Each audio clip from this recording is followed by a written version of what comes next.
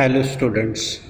Today again we are going to study another useful microbe, that is rhizobium. We are already familiar with rhizobium. मागच्या व्हिडिओमध्ये आपण लॅक्टोबॅसिलीची माहिती घेतली. या व्हिडिओमध्ये आपल्याला रायझोबियमची माहिती घ्यायची. रायझोबियमबद्दल आपल्याला थोडी माहिती आहे. Rhizobium in our textbook detailed part of rhizobium, it is given on page number 89. या व्हिडिओमध्ये आपण थोडासा पुस्तकाचा रेफरन्स घेणार आहोत, टेक्स्टबुकचा रेफरन्स घेणार आहोत. व्हिडिओ काळजीपूर्वक आपण पाहायचा आहे. Rhizobium, it is second useful or microbes or bacteria. They are very useful. So they are in our study. They are also known as symbiotic bacteria. याच्या मागचं कारण काय आहे हे आपण पाहू डिटेलमध्ये. Before that there is one activity. Let us try this. Rhizobium observe करण्यासाठी आपल्याला काय करावं लागेल याच्याबद्दल ही ॲक्टिव्हिटी आहे. Take a plantlet of fenugreek, groundnut and any other bean and sterilize it with 3 to 5% solution of hydrogen peroxide. Rhizobium observe करण्यासाठी कशाचा उपयोग करायचा, तर आपण ऑलरेडी शिकलो की नायट्रोजन फिक्सेशन करण्यासाठी रायझोबियम उपयोगी असतात. They are present on the root nodules of some leguminous plants. काही प्लांटच्या रूटवर गाठींच्या स्वरूपामध्ये हे रायझोबियम असतात. ते सॉईलमध्ये असतात. मग कोणते प्लांट्स, जनरली लेग्युमिनस म्हणजे द्विदल धान्य जे आहे, द्विदल वनस्पती ज्या आहेत, एस्पेशली फेन्युग्रीक म्हणजे मेथी, ग्राउंडनट म्हणजे भुईमूग, और एनी अदर बीन, कुठल्याही प्रकारचे बीन्स म्हणजे कडधान्य, याचं रूट्स, एक प्लांटलेट घ्यायचं रूट्ससह आणि त्याच्यामधून हे रायझोबियम आपल्याला मिळवायचे. त्याची स्लाईड तयार करायची आहे. Afterwards keep it in a 70% solution of ethyl alcohol for 4 to 5 minutes. आपण हायड्रोजन पेरॉक्साईडच्या मदतीने त्याला स्टरिलाइज करतो, म्हणजे निर्जंतुक करतो, म्हणजे इतर जे मायक्रोब्स असतील ते नष्ट होतात. फंगस असेल नष्ट होईल. याच्यानंतर यांना अल्कोहोलमध्ये ठेवायचं आहे 4 ते 5 मिनटं. त्याच्यानंतर त्यांना क्लीन करायचं. Clean the roots with sterile water.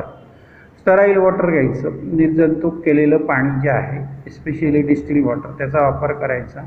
आणि तो जो रूट नोडूल आहे ऑब्झर्व करायचं रूट, आणि जिथं आपल्याला त्या ठिकाणी नोडूल दिसेल म्हणजे गाठ दिसेल ती सेपरेट करायची आणि त्याचा एक थिन सेक्शन घ्यायचा कवर स्लिपवर, किंवा ते रूट नोडूल स्लाईडवर घेऊन ते ब्रेक करायचं आहे.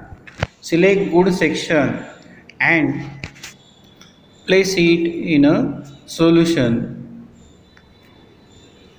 of safranin for 2 to 3 minutes. सॅफ्रॅनिनच्या सोल्युशनमध्ये 2 ते 3 मिनटं त्याला ठेवायचं आहे.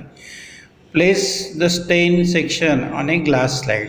सॅफ्रॅनिनमुळे त्याचं स्टेनिंग होईल. स्टेनिंगबद्दल मी माहिती दिलेली आहे तुम्हाला.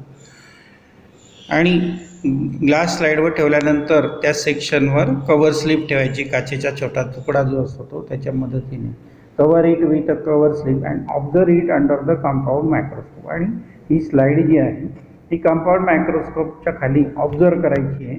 आपल्याला कंपाऊंड मायक्रोस्कोप खाली या पद्धतीने स्ट्रक्चर जे आहे ते दिसेल. लक्षात घ्या, कंपाऊंड मायक्रोस्कोपच्या मदतीने आपण ते ऑब्झर्व करायचं आहे. डिटेल स्ट्रक्चर ऑब्झर्व करण्यासाठी कंपाऊंड मायक्रोस्कोप अतिशय आवश्यक आहे. या स्ट्रक्चरमध्ये आपल्याला पिंकिश रॉड शेप्ड बॅक्टेरिया दिसतील कॉलनीच्या रूपामध्ये. या ठिकाणी जर आपण ऑब्झर्व केलं तर बॅक्टेरियाडी जे आहे हे व्यवस्थित आपल्याला मायक्रोस्कोपच्या मदतीने पाहता येतात. These are also rod shaped organism. These are rhizobium bacteria. These colonies in this picture, see these colonies.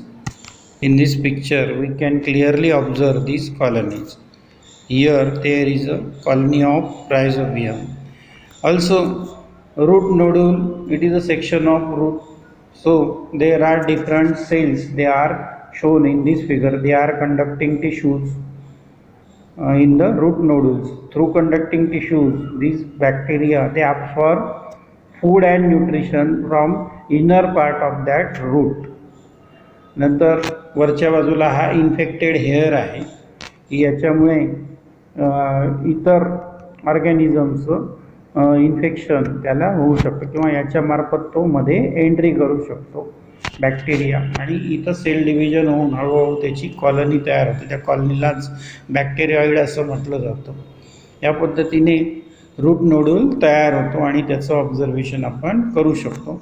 इतरही काही डायग्रॅम या ठिकाणी आपल्याला दिलेल्या आहेत. If we use high power, then we can observe rhizobium like this. These are rod shaped rhizobium.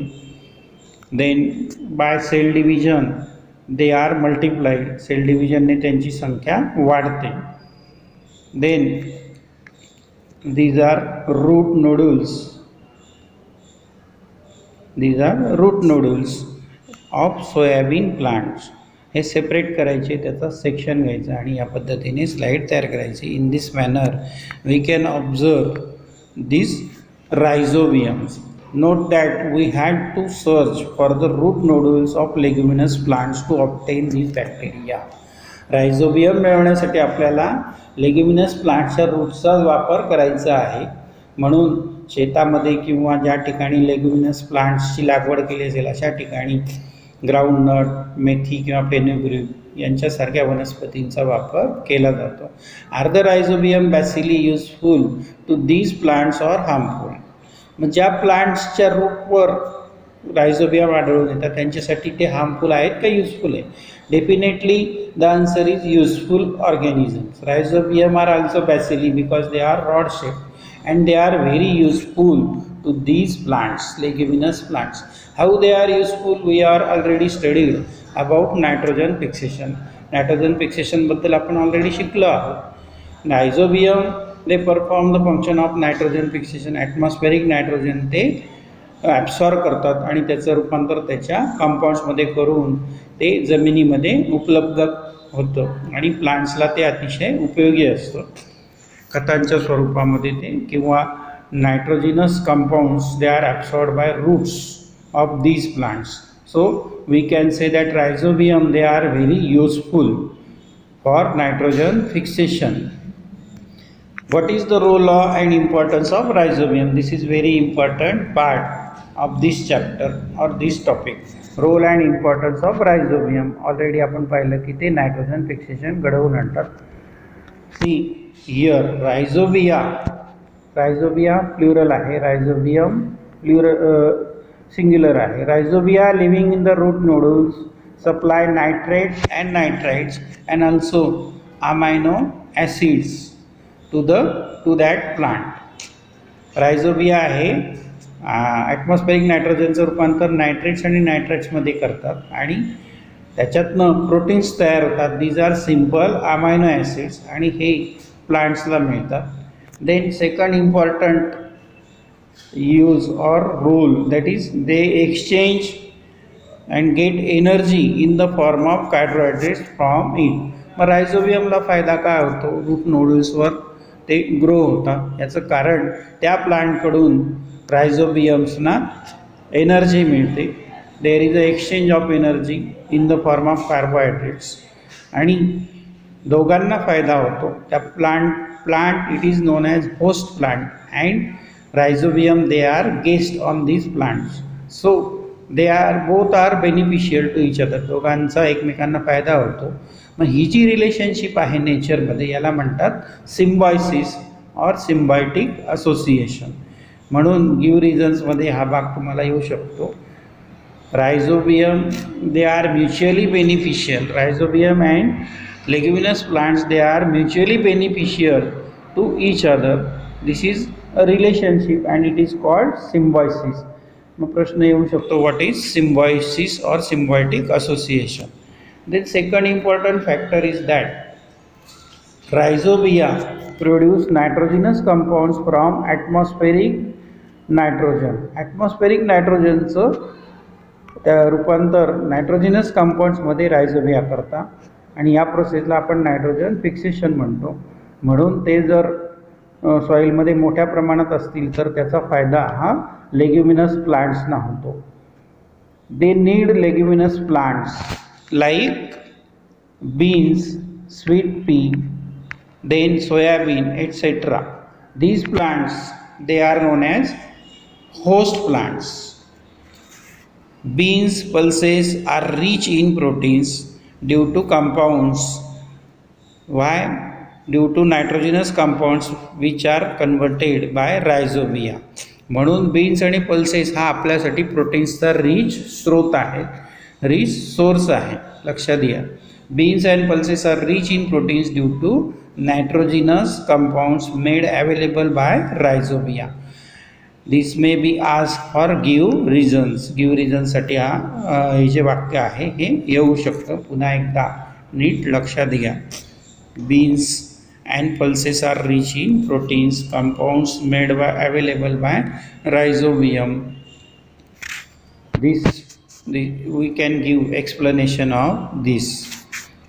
And next important part of this rhizobium is that when leguminous crops they are harvested, leguminous plants हे शेतामधून काढल्यानंतर त्याचे जे left over आहे म्हणजे त्याचे जे अवशेष आहेत, roots and other plants parts are deliberately dump in farm soil. ते जमिनीमध्येच पुन्हा परत डम्प केले जातात, पुरले जातात. याचं कारण काय असेल तर रायझोबियमचं जे पॉप्युलेशन आहे, रायझोबियमची जी संख्या आहे ती याच्यामुळे मेंटेन केली जाते आणि याच्यामुळे सॉईलची फर्टिलिटी वाढते. The use of rhizobium has help to reduce the use of chemical fertilizer. याच्यामुळे केमिकल फर्टिलायझरचा वापर आपण कमी करू शकतो, कारण सॉईलची फर्टिलिटी या रायझोबियम जर जमिनीत मोठ्या प्रमाणात असतील तर वाढते. And thereby their adverse effect म्हणजे केमिकल फर्टिलायझरचे जे ॲडवर्स इफेक्ट आहे हे कमी होतात. It has also help to reduce expenses on fertilizers and thus work to benefit of farmers. रायझोबियमचा वापर केला किंवा रूट नूडल्सवर ते असतील तर निश्चितपणे फार्मर्सना त्याचा फायदा होतो. They are very beneficial to farmers. Chemical फर्टिलायझरचा खर्च वाचतो, सॉईलची फर्टिलिटी वाढते. Then next part about rhizobium, it is available, they are available in market in the form of their culture. See this bracket. Nowadays seeds are coated with rhizobial solution. Rhizobial solution किंवा powder बाजारामध्ये मिळते बियाणांच्या दुकानांवर. ही आडून ते जे seeds असतात त्यांना ती लावली जाते, त्याचं कोटिंग केलं जातं पेरण्यापूर्वी. After sowing rhizobia enter the plantlets. ज्यावेळेस ह्या बियाण्याची पेरणी केली जाते, रायझोबिया हे प्लांटलेटमध्ये एंट्री करतात त्या रोपामध्ये आणि याच प्रोसेसला म्हणतात rhizobial inoculation. This is called rhizobial inoculation. Purposely हे घडवून आणलं जातं. This experiment has help in supply of nitrogen to cereal and other crops besides leguminous crops. याच्यामुळे सिरियल्स म्हणजे तृणधान्य आणि लेग्युमिनस क्रॉप्सला नायट्रोजन हा मोठ्या प्रमाणात उपलब्ध होतो. हा त्याचा फायदा आहे. It is very beneficial process. This is all about rhizobia which are useful to us.